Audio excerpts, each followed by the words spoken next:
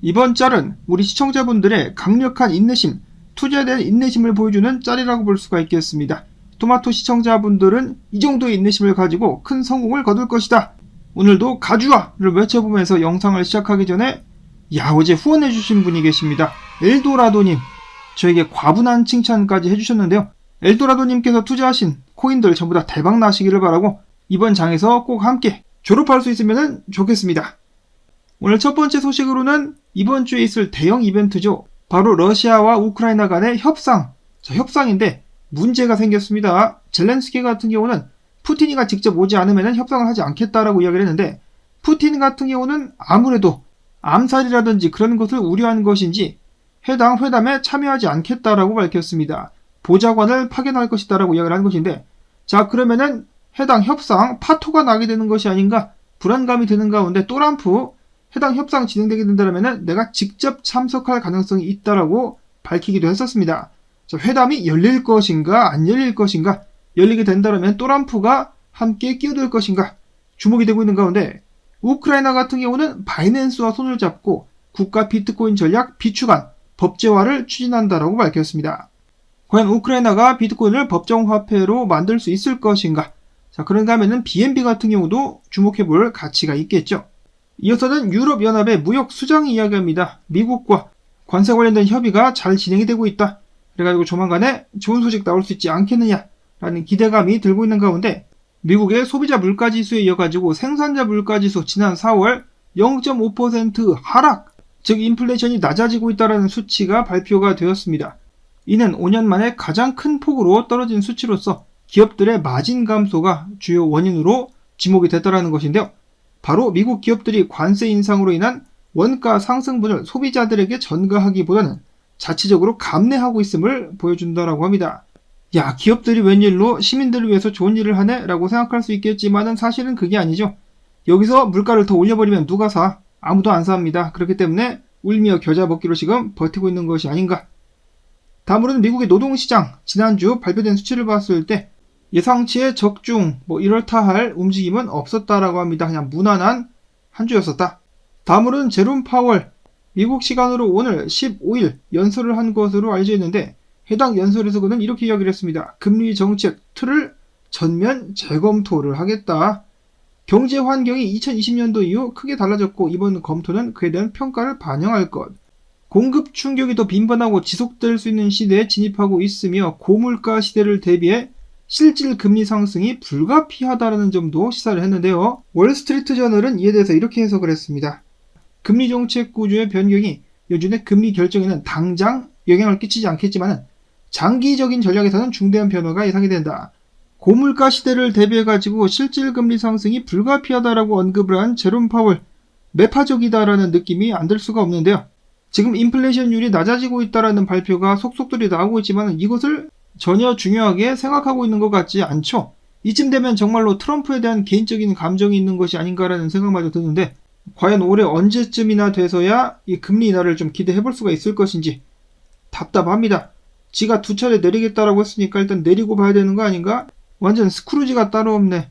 자, 미국 증시 오늘 혼조세를 보이고 있습니다. 달러는 약세, 금은 반등, 비트코인도 반등. 한때 10만 1000달러 중반까지 내려갔었다가 10만 4000달러까지 올라갔었다가 지금은 10만 3561달러에서 거래가 이어지고 있으며, 이더리움 가격은 2547달러입니다. 계속해서 조정을 주는 척 했다가 바로바로 말아 올리고 있는 비트코인. 이번 주말 분위기는 어떨 것인가? 비트코인이 최소 횡보를 해주게 된다면 알트코인들 다시 한번 힘을 차리고 기운을 차리고 달려줄 수 있지 않을까라는 기대감 가져봅니다. 다음으로는 황당한 사건이 발생을 했습니다. 코인베이스 고객 정보가 유출됐다는 것인데, 다름 아닌 내부자가 해커와 결탁 정보를 팔아 넘겼다라고 합니다. 자, 해커에게 매수된 내부자가 고객 정보를 유출했으며 해커는 코인베이스에 2천만 달러를 요구하고 있는 상황. 이 내부자, 배신자 같은 경우는 미국 외 국가에서 근무하는 일부 계약직 또는 직원이라고 합니다. 코인베이스는 일단 해커들의 금전 요구를 거절을 했고요. 나중에 이것 때문에 피해를 본 고객들이 있다면 전액 보상을 하겠다라고 밝히기도 했었습니다. 자, 코인베이스가 과연 이대로 당하고만 있을 것인가? 이 해커 같은 경우는 잡을 수 있지 않을까 싶은데요. 일단 배신자, 내부자를 잡아가지고 족쳐가지고 관련된 정보를 알아내서 꼭 체포할 수 있으면 좋겠습니다. 다음으로 비트코인 현물 ETF 어제 자금 유입이 발생했습니다. 3억 1912만 달러, 이 중에 블랙락에서만 무려 2억 3246만 달러가 들어왔다. 다시 한번 블랙락 매수에 불을 붙이는 것인가? 그런가 하면은 재미난 가격 예측도 있었는데요. 블록스트림의 CEO이자 비트코인 초기 개발자인 아담 백과 아서 헤이즈 둘 다 비트코인이 100만 달러까지 상승하게 될 것이다라고 전망을 한 것입니다. 아담 백 같은 경우는 이번 사이클에서 비트코인이 50만에서 100만 달러까지 상승할 수 있지 않겠느냐? 지금처럼 기관 자금이 대거 유입되는 상황에서 비트코인이 현재의 가격 수준에 머무른다는 것 이해가 되지 않는다. 몇 년 전과 비교해가지고 상황이 크게 바뀌었지만 비트코인은 여전히 저평가가 되어 있다라고 이야기를 했으며, 이어서 아서 헤이즈는 이번 사이클이 아니라 다음 사이클 2028년까지 해가지고 비트가 100만 달러까지 상승하게 될 것, 미국이 무역 불균형을 바로잡기 위해서 관세 대신 자본 통제를 활용할 가능성이 있는데, 그렇게 되면 자금이 비트코인으로 이동하게 되고 결과적으로는 100만 달러까지 쏘게 될 것, 그건 뭐 약간 상상의 나래를 펼친 것이 아닌가. 그렇다 할지라도 마이클 세일러의 개당 1200만 달러에 비하면은 귀엽다라는 생각이 드는 그런 예측이라고 볼 수가 있겠습니다. 자, 비트코인의 단기 움직임, 유동성 맵을 봤을 때 위아래로 지금 당장 큰 유동성이 모여있는 곳은 없다라고 하는데요. 10만 6천 달러 위나 9만 3천 달러 아래까지 내려가야 청산시킬 만한 유동성이 있을 것이다 라고 하는데, 자, 과연 비트코인은 위로 가게 될까요? 아래로 가게 될까요? 거래소대의 비트코인 보유량이 계속해서 낮아지고 있는 상황 속에서 ETF를 통한 비트코인 수요, 그리고 고래들이 계속해서 비트를 모아주게 된다면 아무래도 위로 갈 가능성이 높지 않을까, 희망 회로를 한번 돌려보는데요. 그 외에 비트코인 관련된 분석은 없었습니다. 지금부터 정확한 방향을 예측하는 것이 좀 애매한 상황이 아닌가 라는 생각이 드는데요. 한편 이번 비트코인 상승을 완벽하게 맞췄었던 매튜 하일랜드 분석가, 그때도 비트코인 주봉 차트에서 히든 상승 다이버전스가 보인다라고 주장을 한 다음에 비트가 가격이 많이 올랐었는데요. 이번에는 알트다, 수많은 알트코인들, 일봉 차트를 봤을 때 달러 차트 그리고 사토시 차트상에서 히든 상승 다이버전스가 보여지고 있다. 즉 알트코인들이 달릴 가능성이 농후하다라고 주장을 했습니다. 알트코인들 계속해서 가주앗. 한편 이더리움 현물 ETF 어제 자금 유입이 있었습니다. 6,350만 달러가 들어왔는데 블랙락으로부터는 5,760만 달러가 유입이 되었었고, 다음으로 나스닥의 상장사 BTS가 아니라 BTSC는 이번에 5,780만 달러 전환사채를 발행해가지고 이걸로 뭐하느냐? 이더리움을 사겠다라고 밝혔습니다. 이더리움 매입 가주아라고 주장을 했는데요. 반면에 노보그라치의 갤럭시 디지털 계속해서 이더를 집어던지고 있습니다. 이번에는 39,834개 이더를 코인베이스에 입금.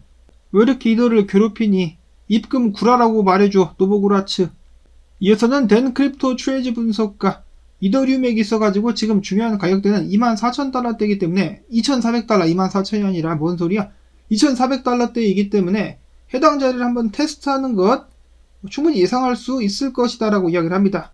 그 자리부터 이더리움 반등이 가능할 것인가, 아니면은 추가적인 하락이 나올 것인가. 하락이 나오게 된다면 2,168달러까지도 하락할 수 있겠다 라고 이야기를 하고 있었습니다. 다음으로는 최근 암호화폐 업계에서 강력한 코인으로 떠오르고 있는 수이 같은 경우 이번에 21시어스와 전략적인 파트너십을 맺었다고 하는데요. 21시어스 측은 수이가 암호화폐 업계에서 중심적인 역할을 할 수 있는 기술적 기반, 개발자 생태계, 그리고 제도적 기반을 갖추고 있다고 믿는다라면서 수이를 높게 평가를 했습니다. 자, 그러나 수이 같은 경우 최근에 강력한 저항에 부딪혔는데요. 트레이더 엑소 분석가 수이가 만약에 4달러 이상까지 다시 올라와가지고 안착하지 못하다라면은 이대로 추가적인 깊은 하락이 나오게 될 수 있을 것이다 라고 예측을 했습니다. 그러면서 지금 일봉상에서 하락 다이버전스가 생성이 된 모습. 자, 과연 수이는 4달러짜리를 다시 탈환할 수 있을 것인가, 아니면은 지속적인 조정을 받게 될 것인가. 다음으로 에이다 같은 경우 만약에 해당 자리 81센트 저항 구간을 깰 수만 있다면 1달러까지 상승할 수 있을 것이라고 하는데, 과연 에이다가 저항을 때려 부시고 상승할 수 있을 것인가. 다음으로는 그나마 최근에 반등을 하게 됐었던 무브먼트, 갈수록 태산이다라는 생각이 드는데요. 이번에는 내부 고문들에게 무브 공급량의 최대 10%를 주겠다라는 비공개 계약을 맺었었다라는 정황이 포착이 됐다. 야, 완전 개판이네. 창업자는 또 비리 저지르고 개발사는 물량 가지고 장난질 치고 이래버리면은 신뢰하기가 힘들죠. 마지막으로는 국내 소식입니다. 재미난 주장이 제기가 됐습니다. 금융위원회, 해외 암호화폐 거래소를 국내 이용자들에게 소개하고 수수료를 받는 행위도 암호화폐, 가상자산 사업자에 해당할 수 있다는 유권 해석을 내놨습니다. 자, 일단은 거래소만 언급을 하고 있는데 이거 레퍼럴을 잡으려고 하는 것인가? 저도 한때 크립토닷컴을 소개하고 링크를 올렸었는데, 제휴 링크를 올렸었는데 이게 인정이 되면은 나도 언제든 사업가가 될 수 있다는 것인가? 그리고 더 나아가서는 앞으로 프로젝트나 코인들도 여기 포함될 수가 있겠는데요. 앞으로 유튜버들도 굉장히 조심해야 되는 시대가 오게 될 수도 있겠습니다. 근데 뭐 사업자로 분류가 된다라고 해도 불법 행위만 하지 않으면 괜찮긴 하겠죠. 자, 어찌됐든지 간에 한 주가 또 이렇게 훌쩍 흘러갔습니다. 주말 동안에 부디 좋은 소식들 나와가지고 코인들이 좀 달려줄 수 있으면 좋겠습니다. 한 주 동안 수고 많이 하셨고 오늘도 마찬가지로 해당 영상 도움되셨다면 금요일에 불타는 광조 뜻 부탁을 드리면서 저는 다음에 새로운 소식 가지고 인사를 드리도록 하겠습니다. 안녕히 계십시오.